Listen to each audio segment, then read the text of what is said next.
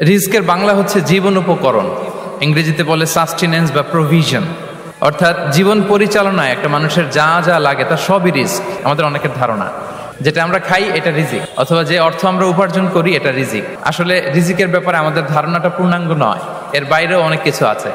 শুধু আমরা যেটা খাই, যেটা উপার্জন করি, শুধু এতটুকুই রিস্ক নয়, এটা অনেক ওয়াইডার সেন্সে আমাদেরকে চিন্তা করতে হবে। আমরা আমাদের পুরো জীবন জুড়ে যা পাই, যা খাই, যা অর্জন করি, যেটা লাভে ধন্য হই, সবটাই রিস্ক। আমরা অনেকে যে বুঝি যেটা আমরা খাই, যেটা উপার্জন করি এটা রিস্ক, এটা যে একেবারেই রিস্ক নয় সেটা নয়, তবে এটা আংশিক সত্য, এটাও রিস্ক।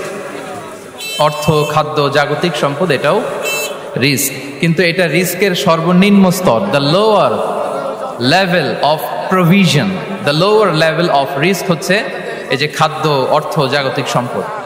রিজিকের সর্বনিম্ন স্তর হচ্ছে এটা। আর রিজিকের সর্বোচ্চ স্তর হচ্ছে ফিটনেস। সুবহানাল্লাহ বিহামদি।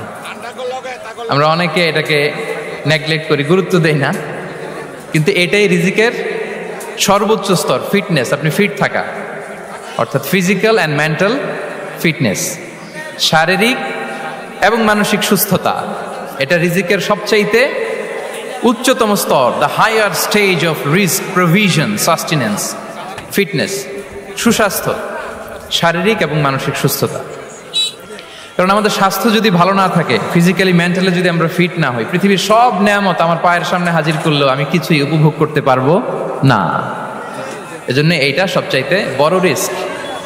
এবং রাসূলুল্লাহ সাল্লাল্লাহু আলাইহি ওয়াসাল্লাম তিনি বলেছেন যে নি'মাতান মাগবুনুন ফীহিমা কাসীরুম মিনান নাস, আস-সিহহাতু ওয়াল ফারাগ। দুটি নিয়ামত আছে যে দুটি নিয়ামতের ব্যাপারে মানুষ খুবই গাফেল, উদাসীন, গুরুত্ব দেয় না। তার মধ্যে একটা হচ্ছে আস-সিহহা, সুস্বাস্থ্য, আর একটা হচ্ছে আল ফারাগ, অবসর।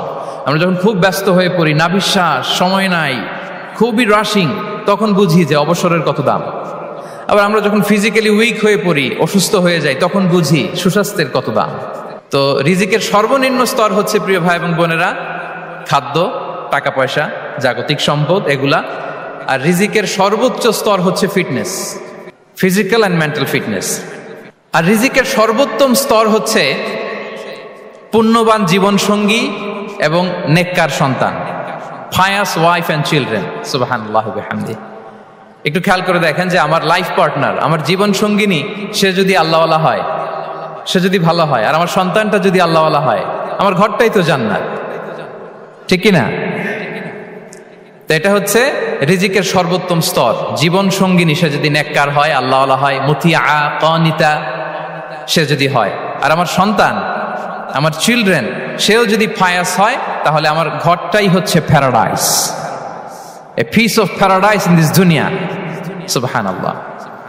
আমরা আম্মাজান খাদিজাতুল কুবরা আত-তাহিরা রাদিয়াল্লাহু তাআলা আনহা, ওনার কথা জানি যে বিষ্ণু ঈসা ইসলামের স্ত্রী আমাদের আম্মাজান রাসূলুল্লাহ সাল্লাল্লাহু আলাইহি ওয়াসাল্লামকে বড্ড ভালোবাসতেন, আগলে রাখতেন সবসময়, মেন্টালি সাপোর্ট দিতেন, ফিনান্সিয়ালিও সাপোর্ট দিতেন।